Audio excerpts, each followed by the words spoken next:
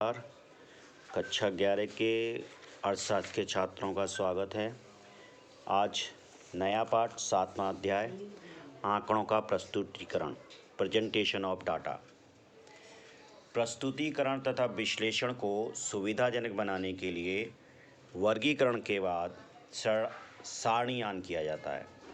सारणीयान के द्वारा एकत्रित सामग्री को सरल, संक्षेप तथा बोधगम्य बनाया जाता है। समंकों को प्रस्तुत करने के लिए निम्नलिखित 4 विधियां हैं। हमारे पास जो समंक होते हैं, डाटा होते हैं, उनका पहले जुटाना, फिर उसके पास वर्गीकरण करना, यानी कि उनको अलग अलग विभाजित करना, और उसके बाद प्रस्तुतिकरण करना, ये काम आता है, जिससे कि उन डाटा पर उनका प्रस्तुतिकरण किया जा सकते। जो डाटा हमारे पास आया है, जो समंक हमारे पास आया है, उसका प्रस्तुतिकरण किया जा सके और उससे कोई विश्लेषण किया जा सके, यानी कि कोई शोध किया जा सके, कोई उन आंकड़ों के द्वारा कुछ सूचनाएं एकत्रित की जा सकें। तो उसके लिए प्रस्तुतिकरण अत्यंत आवश्यक है और महत्वपूर्ण भी है। अब इसमें ये 4 प्रकार के ये विधियां हैं इनको प्रस्तुत करने की समंकों को। पहली है पाठ प्रस्तुतिकरण, दूसरा है सारणीयान प्रस्तुतिकरण, तीसरा है चित्रमय प्रस्तुतिकरण और चौथा है बिंदु रेखीय प्रस्तुतिकरण। सबसे पहले बात करते हैं पाठ प्रस्तुतिकरण की। इस विधि में आंकड़ों का विवरण पाठ में, जैसे पाठ हम पढ़ते हैं उस तरह दिया जाता है, यानी कि आंकड़ों का वर्णनात्मक प्रस्तुतिकरण। जैसे कि उदाहरण देखते हैं, राजस्थान में तेल की कीमतों में वृद्धि होने पर बंद का आयोजन किया गया, जिसमें 10% छोटी इकाइयों को छोड़कर संपूर्ण उद्योग जगत ने बंद को सफल बनाया। यहाँ पर केवल जिस तरह से हम पाठ पढ़ते हैं उस तरह से आंकड़ों का प्रस्तुतिकरण किया गया है। ऐसा अगर प्रस्तुतिकरण है तो वो कहलाएगा पाठ प्रस्तुतिकरण। दूसरा और सबसे महत्वपूर्ण प्रस्तुतिकरण है सारणीयान प्रस्तुतिकरण। सारणीयान वह विधि है जिसके द्वारा समंकों को विभिन्न स्तंभों, यानी कि कॉलम में, तथा पंक्तियों, यानी कि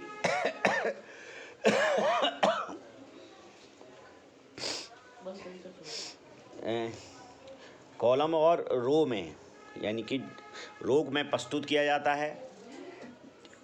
LR कॉर्नर के ने इसके लिए अपनी परिभाषा दी है। उनके अनुसार, उनके शब्दों में है, सारणीयान किसी विचाराधीन समस्या को स्पष्ट करने के उद्देश्य से संख्यात्मक समंकों का क्रमबद्ध तथा व्यवस्थित प्रदर्शन है। LR कॉर्नर ने बहुत स्पष्टीकरण, पूरी तरह से स्पष्टीकरण सारणीयान के बारे में किया है। उन्होंने बताया कि किसी कोई विचाराधीन समस्या है, यानी कोई आपको आंकड़ों से आपको कोई रिजल्ट निकालना, शोध निकालना, निष्कर्ष निकालना है, तो उसके लिए समंकों को इस तरह से रखा जाता है, इस तरह से स्पष्ट करा जाता है संख्यात्मक रूप में, ताकि को क्रमबद्ध और व्यवस्थित करके उससे उन आंकड़ों के द्वारा निष्कर्ष निकाले जा सकते हैं। उपरोक्त आधार पर हम ये कह सकते हैं कि सारणीयान एक ऐसी विधि है जिसके द्वारा सम अंकों को विभिन्न स्थलों एवं पंक्तियों में प्रस्तुत किया जाता है। यही कहलाता है सारणीयान। तीसरा है चित्रमय प्रस्तुतिकरण, यानी चित्र बनाकर प्रस्तुतिकरण करना, और चौथा है बिंदु रेखीय प्रस्तुतिकरण। इन 4 विधियों के द्वारा आंकड़ों का प्रस्तुतिकरण किया जाता है। अब बात करते हैं सारणीयान, क्योंकि महत्वपूर्ण यही एक विधि है, तो हम बात करते हैं सारणीयान के उद्देश्य क्या हैं। सारणीयान अनुसंधान का उद्देश्य स्पष्ट करना, यानी कि इस सारणीयान के द्वारा उद्देश्य स्पष्ट होता है। हालांकि अनुसंधान का उद्देश्य तो अनुसंधान करने से पहले निश्चित हो जाता है, फिर भी अनुसंधान के उद्देश्य से स्पष्टता सारणीयान के द्वारा आ जाती है। यानी सारणीयान से हमें ये पता लग जाता है कि हमें किस उद्देश्य के लिए ये डाटा इकट्ठा किया है। जटिल तथ्यों को सरल बनाना, आसान, अगर हमें सारे तथ्य एक ही जगह पर उपलब्ध हो जाते हैं कॉलम और पंक्तियों के द्वारा, यानी स्तंभों, कॉलम द्वारा या पंक्तियों, रोज द्वारा, हमें अगर सारी चीज़ एक ही जगह उपलब्ध हो जाती है तो आसानी से हम अपने तथ्यों को सरलता से प्राप्ति कर सकते हैं, उनका विश्लेषण कर सकते हैं। कम स्थान में तथ्यों का प्रस्तुतिकरण, सारणीयान द्वारा क्या होता है, सारणी बना ली जाती है, तो एक ही जगह पर सारे आंकड़ा आपके पास उपलब्ध होता है, सामने उपलब्ध होता है। ऐसी स्थिति में आसानी से प्रस्तुतिकरण सभी चीज़ों का पूरक हो जाता है। समंकों की विशेषताओं का स्पष्टीकरण, अगर आपकी समंग कोई डाटा कोई विशेषता रखते हैं तो आपको केवल उसमें अगर आप देखेंगे, ध्यान से देखेंगे, तो उसका एक नज़र देखने मात्र से ही आपको उसकी विशेषता प्राप्त होने लगेंगी, दिखने लगेंगी। दूसरा, समंक संकलन में भूल तथा अशुद्धियों का पता लगना। संकलित समंकों को सारणियान में जमाने के बाद कुछ आंकड़ों की एकत्रित नहीं करने की भूल का भी पता चलता। मान लो हमने कोई किसी विषय पर विशेष पर विशेषता से अध्ययन कर रहे हैं और वही उसी चीज़ उस आंकड़ों में उसकी कमी है, यानी कि जिसकी ज़रूरत है, अगर हम कोई निष्कर्ष निकालना चाहें तो वो उसके बगैर नहीं निकलेगा। तो हम उस सारणी के द्वारा ये पता लगा सकते हैं कि कहीं हमारे आंकड़ों के प्रस्तुतिकरण में भूल तो नहीं हो गई, जिससे हम अपना विश्लेषण ना कर पाएँ। ये इस सारणियान के उद्देश्य हैं। अब बात करते हैं सारणियान का लाभ। सरलता और सारणी से संकलित तत्व आसानी से पता लग जाते हैं, इसलिए से ये सरलता होती है। मितव्ययिता, समंकों का सरणी करने में जो समय और श्रम लगता है उसके अभाव में विश्लेषण करता है। अगर वो समंकों को बिखार कर समंकों के पूरे समंकों को बिना सारणियान की करे तो काफ़ी टाइम लगेगा और श्रम भी लगेगा, और जबकि सारणियान करने पर उसे कम समय में अच्छे रिजल्ट मिल जाएंगे। आकर्षक प्रस्तुतिकरण, सारणियान में प्रस्तुत किए गए समंक प्रयोगकर्ता के लिए सुविधाजनक के तरह आकर्षक दिखाई देते हैं। अन्य लाभ जैसे सारणीय तुलना में सहायक है, इसके द्वारा सांख्यिकी गणनाओं में सुविधा होती है। अनुसंधान तथा शोध के लिए कई बार संदर्भ को आवश्यकता होती है, यहाँ में वो मिल सकते हैं। वास्तव में सारणियान तथा वर्गीकरण एक दूसरे से भिन्न नहीं है, यानी कि वर्गीकरण भी और सारणियान समान हैं। अब बात करते हैं सारणियान के मुख्य भाग। कौन कौन सी चीज़ें सारणियान में मुख्य होती है। सारणी संख्या, सबसे पहले सारणी की एक टेबल नंबर दिया जाता है उसको वो सारणियान संख्या कहलाती है। इसके बाद शीर्षक, उस सारणी का शीर्षक दिया जाता है, यानी कि वो किससे संबंधित सारणी से संबंधित है। उपशीर्षक, अगर उपशीर्षक से मतलब है उसमें कई स्तंभ होते हैं तो उस स्तंभों के भी शीर्षक दिए जाते हैं। अनुशीर्षक, पंक्तियों अथवा कतारों के शीर्षक को अनुशीर्षक कहते हैं। सारणी के मुख्य भाग, यह सारणी का एक प्रकार से हृदय है। सारणी के इस अंग को यथासंभव व्यापक बनाना चाहिए, लेकिन ऐसा भी ना हो कि अनावश्यक तत्व सारणी में आ जाएं। जिन मूल्यों को विशेष महत्व देना उन्हें मोटे तथा काले अक्षरों में दिखाने, यानी इन मुख्य भागों को महत्वपूर्णता देनी चाहिए। रेखाएं तथा रिक्त स्थान, सारणी में रेखाएं खींचने और रिक्त स्थान छोड़ने का पर्याप्त महत्व होना चाहिए, स्थान होना चाहिए। पाठ टिप्पणियों से मतलब सारणी के बारे में किसी प्रकार की गलतफहमी ना रहे, अतः कई बार स्पष्टीकरणों दोनों की आवश्यकता होती है। ऐसा स्पष्टीकरण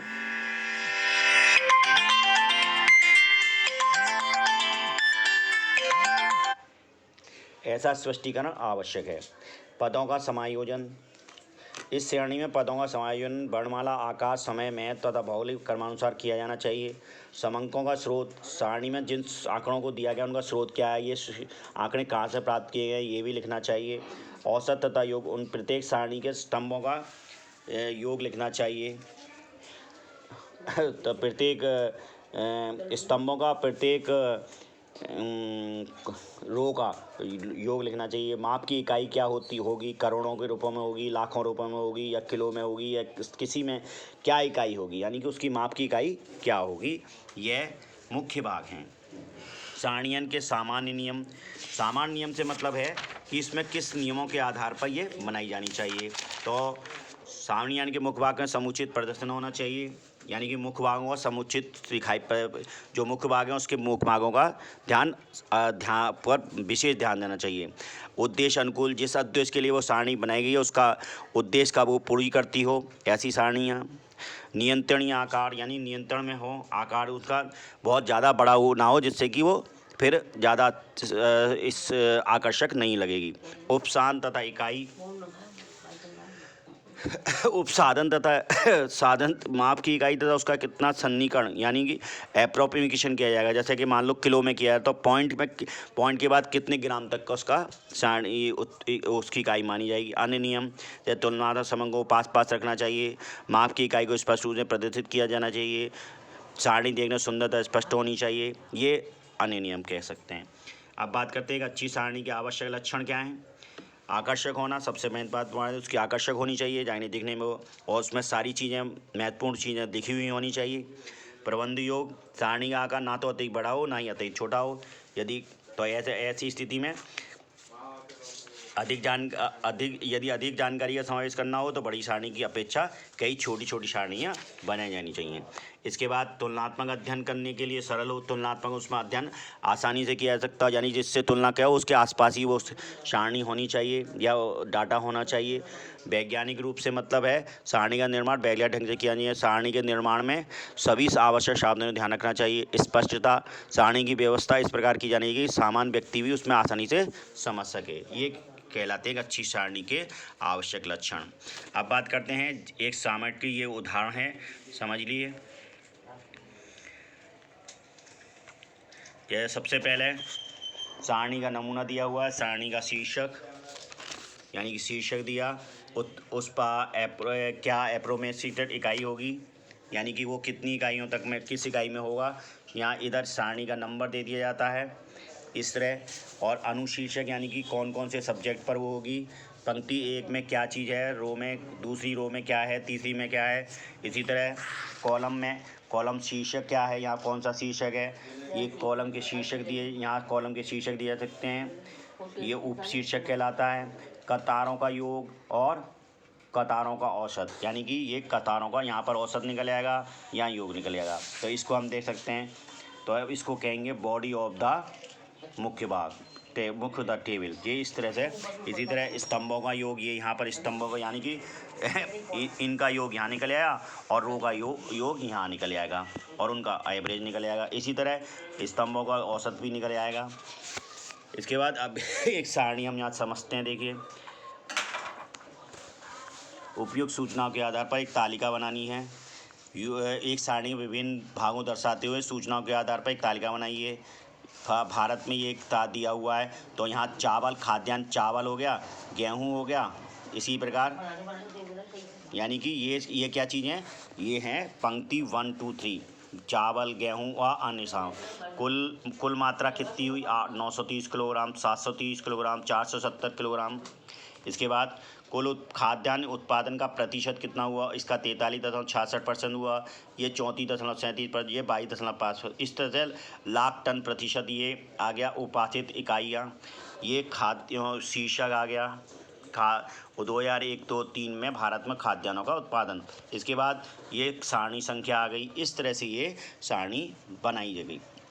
अन्य सभी खाद्यान्न सम्मिलित हैं इसमें, अन्य में बाकी सारे सामान सम्मिलित हैं। इस तरह से हम, जैसे कि भारत में 2000 में खाद्यान्न उत्पादन 21.30 लाख टन का था, जिसमें चावल का उत्पादन 903 लाख टन, गेहूं का 730 और अन्य फसलों का उत्पादन 470 लाख टन था। कुल उत्पादन में इनका प्रतिशत 43% था। इस सूचना को सारणी के रूप में प्रस्तुत करना, तो ये सारणी के रूप में प्रस्तुत हो गया। इस तरह से कहलाता है। अब बात करते हैं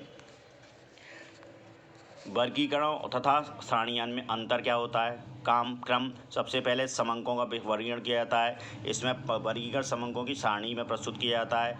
इसका उद्देश्य क्या होता है, वर्गीकरण में सम्मिलित समंकों समानता और असमानता और प्रक्रिया गुणात्मक, इस तरह से इसका अंतर निकाल सकते हैं। सारणियों के प्रकार, अब उद्देश्य के आधार पर, मौलिकता के आधार पर, बनावट के आधार पर, ये 3 आधार पर हम इसका वर्गीकरण कर सकते हैं। तो ये वर्गीकरण समझ लीजिए।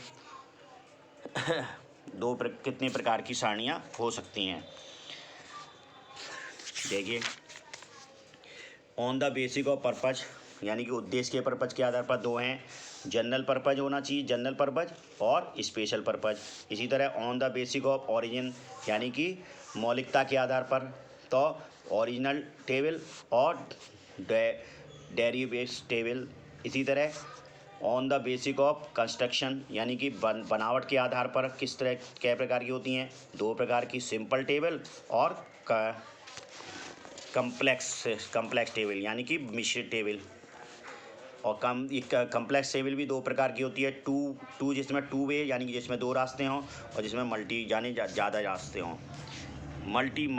मैनीफोल्ड टेबल, ये कहलाती हैं टेबल्स, सारणियाँ। आज का ये पाठ यहाँ समाप्त होता है। धन्यवाद।